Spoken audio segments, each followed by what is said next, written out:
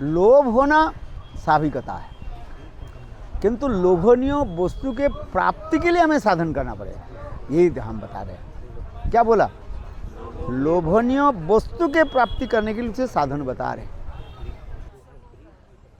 लोभ में किसी प्रकार बाधा नहीं है, आवश्यकता नहीं, किंतु लोभ करने के बाद जो वस्तु प्राप्ति के लिए जो है उसके लिए अधिकार बता रहे हैं। आप शब्दों के तात्पर्य समझो। जैसे कालिदास के कह रहे हैं, जब जो वो था वो मूर्ख था, जिस पेड़ पर चढ़े उस पेड़ को, जिस डाल पर बैठे उसको काट रहे हैं। तो पंडित लोग बोलिए कैसे गंड मूर्ख है, 50 फीट ऊपर डाल पर चढ़ करके जिस डाल पर बैठे उसको काट रहे हैं। उसके पूछा तुम ऐसे गिर नहीं जाओगे? बोले जल्दी जल्दी उतर जाएंगे।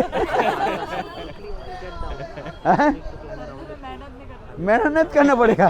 बोले तुम जिस डाल पर बैठे उस डाल को काट रहे क्यों? तो वो क्या उत्तर दिया? बोले देखो हम इस डाल काट दिए, डाल भी उतर में आ जाएगा, मैं भी उतर में आ जाएगा, उतरने में टाइम नहीं लगेगा मेरा। तो वो मूर्ख है, डाल पड़ने के साथ उसके पड़ के उसके शरीर चकनाचूर हो जाए, वो ही नहीं पता ही नहीं। किंतु वो क्या बोल रहे हैं? बोले हमें कष्ट करना नहीं पड़ेगा, नीचे इधर से जाओ उधर घूम करके आना पड़ेगा। डाल के साथ हम नीचे आ जाएंगे आराम से, किसी को पता नहीं मूर्ख है कि। तो पंडित लोग सोचेंगे ये कैसे मूर्ख है? उसके बाद तुम शादी करोगे? शादी का नाम सुनो, बहुत अच्छा है। हाँ अच्छा, शादी करने के जो ये लालसा जो उनके हुआ, ये बुरी बात नहीं है? बस तुम्हारे साथ एक राजकन्या के साथ शादी करा देंगे। अच्छा वो मना किया? वो मना नहीं किया। वो कभी सोचा जे मैं राजकन्या मुझे शादी करेगी कि नहीं करेगी? सोचा ही नहीं उसने। मेरे कहने के लोभ से हो सकता है, किंतु लोभ के बाद वस्तु प्राप्ति के लिए हम साधन बता रहे हैं। एक राजकन्या तुम्हें शादी नहीं करेगी, वो उसके लिए, उसके शादी करने के लिए तुम्हें उसके राजकुमार की भांति तुम्हें योग्यता लेना पड़ेगा, उसके ऊपर एडुकेटेड होना पड़ेगा, उसके ऊपर खानदान सब कुछ व्यवस्था करना पड़ेगा, तब तो राजकन्या तुम्हें शादी करेगी। ये थोड़ी है आजकल जैसे लव मैरिज कर लो, कोई भी बात नहीं, जिसको देगा वो वही है। ये पाश्चात्य देश के थोड़ी चलेगा काम नहीं चलेगा। लोभ होना स्वाभाविकता है, किंतु लोभनीय वस्तु के प्राप्ति के लिए हमें साधन करना पड़ेगा, यही हम बता रहे हैं। क्या बोला? लोभनीय वस्तु के प्राप्ति करने के लिए उसे साधन बता रहे हैं, यही तो है। इसलिए रागानुगा भक्ति के एक नाम क्या है? लोभमयी भक्ति। लोभ लोभवत्व का कारणम, लोभ और किसी के ऊपर निर्भर नहीं करता, लोभी लोभी के कारण है। किंतु लोभ तो हो गया, किंतु लोभनीय वस्तु के प्राप्ति करने के लिए साधन के बारे में बता रहे हैं। रागानुगा भक्ति का हम इसलिए करें, ये 5 प्रकार के साधन बता रहे हैं। भावमयी साधन, भाव संबंधी साधन, भाव अनुकूल, भाव विरुद्ध, भाव अविरुद्ध, ये साधन आपको करना है। एक इसलिए विश्वनाथ चक्रवर्ती बात जो उदाहरण दे रहे काल में करते हैं, दूध पीने के लिए उसके लोभ हो गया है। एक महान व्यक्ति के पास गए, भाई मुझे दूध पिलाओ। अच्छा एक दिन दिया दूध, दूसरे दिन तीसरे दिन दे दिया है, चौथे दिन क्या बोलेंगे? बोले हर रोज क्यों आते, हमारे एक गाय ही ले जाओ, तो हमारे 100 गाय है, ये गाय तुम ले जाओ। अच्छा गाय प्राप्ति हुई आपका, तो गाय दूध तो देगी, किंतु गाय को परिचर्या करना पड़ेगी नहीं पड़ेगी, यही साधन है। गाय को परिचर्या करना ही हमारा क्या है? यही साधन, तब गाय दूध देगी। हाँ समझिए। तो उसी प्रकार जो है ये साधन के बारे में बताते जा रहे हैं। तो रागानुगा भक्ति जो लोभमयी भक्ति से कहा जाता है, केवल लोभ होने से नहीं होता है, लोभ के साथ ही साथ हमें साधन भी देना है। इसलिए कह रहे हैं भाई ठीक है, लोभो लोभोत्पत्ति कारणम, लोभ कोई कारण नहीं है और कोई कारण नहीं बनता रहता है। तो राग भक्ति के एक नाम क्या है? लोभमयी भक्ति भी कहा जाता है। और ये लोभ कैसे उत्पन्न होता है, इसके लिए भी फिर कह रहे हैं, पुनः कह रहे हैं। पहले कहता है लोभ कोई कारण नहीं है, कहते भाई आपके लोभ कहते कथा सुन आदि करके लोभ हो सकता है, जन्म जन्मांतर के संस्कार आदि से भी होता है, जन्म संस्कार की भी कहा जाता है। यदि कहो तो ये तो क्या बोले अपेक्षा रह रहे हैं कि नहीं, ये अपेक्षा कर रहे हो भाव साधन के लिए अपेक्षा करते जा रहे हैं, भाव साधन के लिए अपेक्षा कर रहे हैं, लोभ के लिए नहीं कर रहे हैं। थोड़ा बहुत इसमें टेक्निकल वर्ड हम व्यवहार करते जा रहे हैं। क्या बोला? टेक्निकल वर्ड हम व्यवहार कर रहे हैं बस मात्र है। तो क्या बोला उसमें? साधन के लिए, भाव साधन के लिए हम कर अपेक्षा करते जा रहे हैं।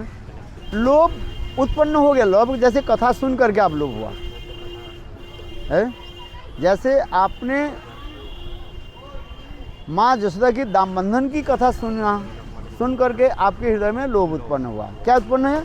मैं भी माँ जसोदा के अनुगत्य में गोपाल को ही बांध दूँ, है भगवान को बांधना है, यही तो आपकी इच्छा है ना, है भगवान की कोई बांध नहीं सकते, किंतु माँ जसोदा ने गोपाल को छोटी सी रस्सी की तरफ बांध दिया है। तो ये कथा सुन करके आपके हृदय में जो वात्सल भाव के लोभ उत्पन्न हुए, बात ही से कथा सुन आदि को हो रहा है। अथवा कहा जाता है पूर्वजन्म की संस्कार भी हो सकता है। जैसे भक्ति रसामृत सिंधु में शिला रूपों को सिंधु उदाहरण दे रहे हैं। एक लड़की जो है एकादशी के दिन कोई संत महात्मा के आश्रम में गए, सुनो उसी तरह, और उस समय संत महात्मा जो है राधा जी की कोई एक सखी के महिमा कीर्तन कर रही थी।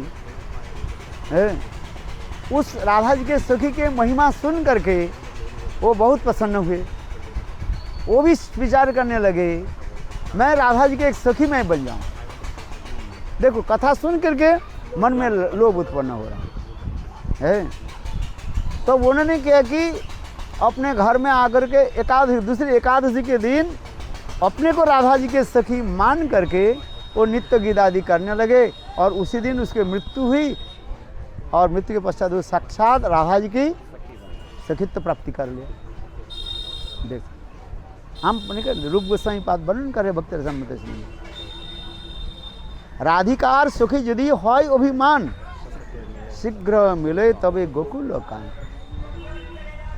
ये है क्या? मैं राधा जी के सखी हूँ, ये भावना हृदय में आना ये कोई साधारण नहीं है। इसलिए तो हमारे रूप गोस्वामी पाद लिख रहे हैं ललिता अष्टक में, जंग कामपि ब्रजकुले विषभानु जाया। इस ब्रज में कोई भी एक व्यक्ति जो है मैं राधा जी के सुखी पद प्राप्त करना चाहता हूँ, इस कथा को किसी प्रकार से ललिता जी के कान में पड़ जाए, हैं तो ललिता देवी साथ ही साथ उसको पकड़ लेती है और लेकर के राधा जी के सेवा में उसको लगा देती है।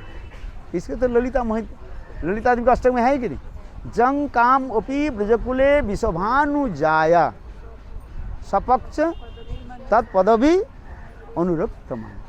कितना सुंदर है, ललिता देवी के इतने महिमा वर्णन करते जा रहे हैं। मैं राधा जी की सखी हूँ, ये भावना करो तो इतना सहज नहीं होता है। ये सखी वो सखी वो सखी, कितने सखी सहेलिया सब जिसको देखा वो सखी बना लेते सब, हैं राधा जी के सखी तो मानो हैं, आज सबके सखी बन गए। एक बात कहते जो सबके मित्र मानते हैं वो किसी का मित्र नहीं होता है। क्या बोला? जो सबके मित्र मानते हैं वो किसी का मित्र नहीं हो।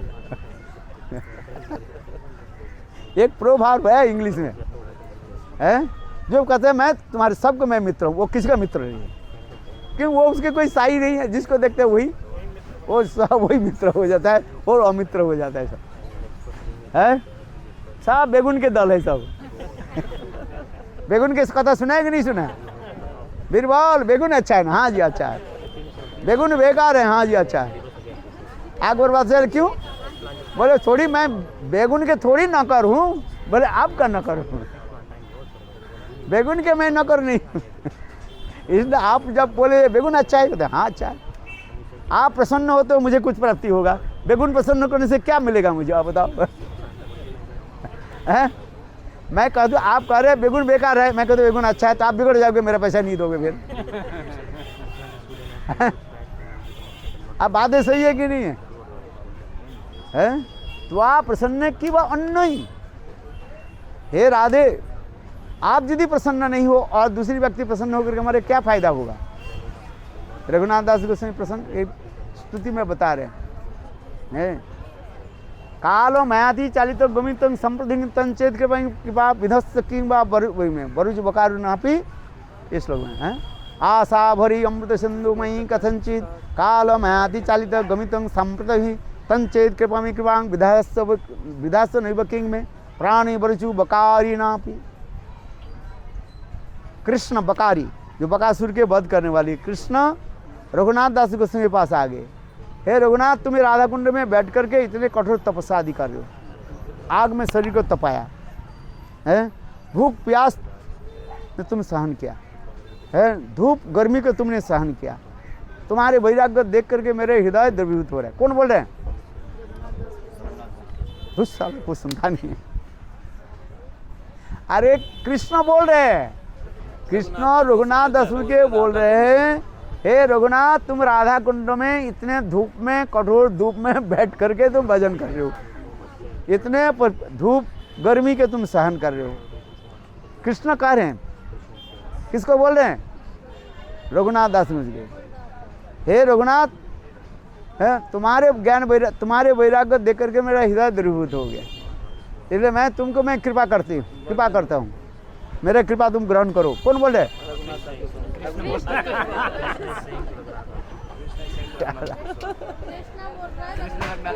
अरे कृष्ण रघुनाथ दास के कह रहे हैं, तुम्हारे वैराग्य दे करके मेरा हृदय। हिंदी समझते हो कि नहीं समझते? इंग्लिश बोलना पड़ेगा फिर। कृष्ण कृपा करने के लिए तो ही कह रहे हैं, दे मेरा मैं तुम्हें कृपा करता हूँ, मेरा कृपा तुम ग्रहण करो। रघुनाथ दास के क्या करें? आशा भरी अमृत सिंधु मई कथंचित कालो मयाति चालित गमित संप्रतम ही तंचित कृपा विधस्त नैव किंग में प्राणी बरचु बकारी नापी। हे बकारी कृष्ण, तुम्हारी कृपा हमें जरूरत नहीं है, हम होते थे कहाँ जो मिल जाए, आगे मिले ना मिले, जो मिल जाए।